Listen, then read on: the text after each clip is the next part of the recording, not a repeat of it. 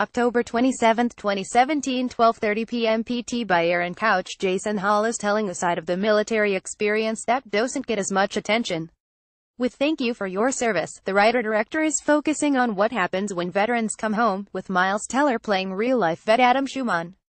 Hall earned an adapted screenplay Oscar nomination for Clint Eastwood's American Sniper, which told the story of Navy SEAL sniper Chris Kyle. During the process, he got to know Kyle as well as Steven Spielberg, who initially was going to direct the film. As Hall worked on the Sniper script, Spielberg introduced him to Thank You for Your Service, David Finkel's acclaimed 2013 non-fiction book that looks at veterans adjusting to life after war while struggling with PTSD. Spielberg had an eye to direct an adaptation of that book, but eventually gave Hall, who was already working on the screenplay, his blessing to take over the helm. In a conversation with The Hollywood Reporter, Hall looks at the film's important message, why Teller was the right person to help him tell that story, and what it's like to tell a film legend like Spielberg that you disagree with his script note. In American Sniper, we got a lot of the war and less of the time at home. What drew you to telling the other side of the story? My agent was like, why would you do another one about this? I said, because one is the story of Achilles and one is the story of Odysseus. One is very much the warrior's story, and the other is very much coming home. How does the warrior find his way home? You got to know Chris Kyle, as well as the people in Thank You for Your Service. Did your relationship with Chris affect your work in this film? I felt like Chris' story cut short. Kyle was murdered in 2013. I met him shortly after he got back. I watched him. In the time I met him to the time I turned in the script was a year and a half, 2 years. I watched this guy recovering, and I watched him finding his way home, and there was a whole story in that. The first time I really heard him laugh was a couple of weeks before he was murdered. He was finding his way home and it got cut short. Then it got cut shorter in the making of the film. Clint brings a musicality to it that pushes us through that, and that was one of the big differences of the script between Spielberg and Eastwood, the last piece. Clint didn't want it to feel like a whole other movie, and with Steven there was about 22 pages there that got cut to like 5. So there was a lot of that coming home that I didn't get to explore. What made you want to cast Miles at the time? He was known for a younger role.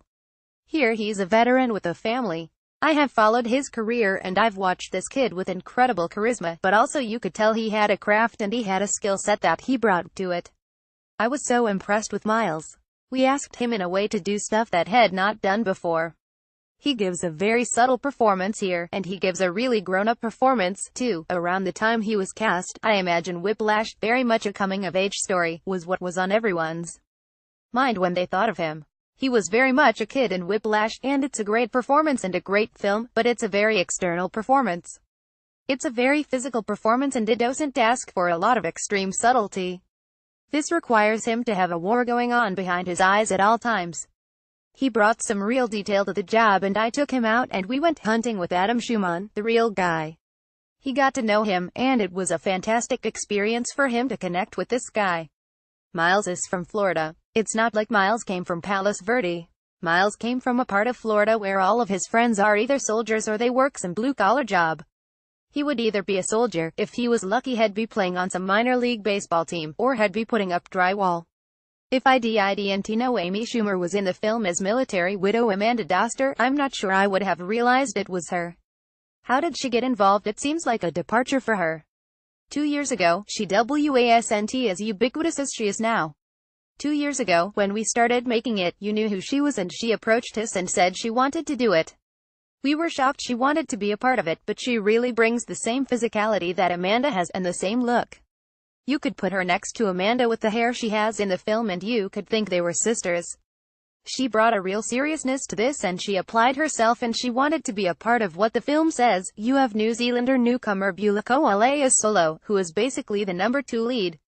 Where did you find him? We auditioned 1,500 guys. I wanted to find a great Samoan actor. We ended up finding people in Australia and New Zealand, even someone in America Samoa, and found this kid in New Zealand who had done one small indie. I knew it instantly. I knew within 39 seconds over Skype. I put him through the paces and he had to test 4 times. I had to convince everybody else. That was the biggest decision made on the film. That was probably my best decision. It was a struggle to get him hired, and kudos to the studio for letting me do it, but everyone recommended that I didn't do it. What's it like getting notes from Steven Spielberg on this movie? You start to understand how detailed he is, how thematic he is with his notes. You start to articulate his notes not only in that moment, but throughout the rest of the script. You start to learn how to stand up for your ideas and say, I think that's not the right note.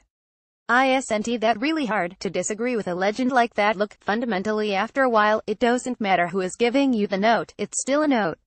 He is very humble in that way. If something doesn't work, he says, you're right. It was a cool process. Explaining my visual plan to him, and having him chime into that. He stays very up to speed on the dailies and what you are doing. You get a call every day at lunch. He kind of explains that moment, what were you doing there? Sometimes it's, oh great, and sometimes it's, here's what I would have done. And you get Spielberg explaining how he would have shot the scene. Sometimes it's different, sometimes you agree, sometimes you don't. He was a fantastic mentor in that way. Thank You for Your Service is in theaters now. Thank You for Your Service.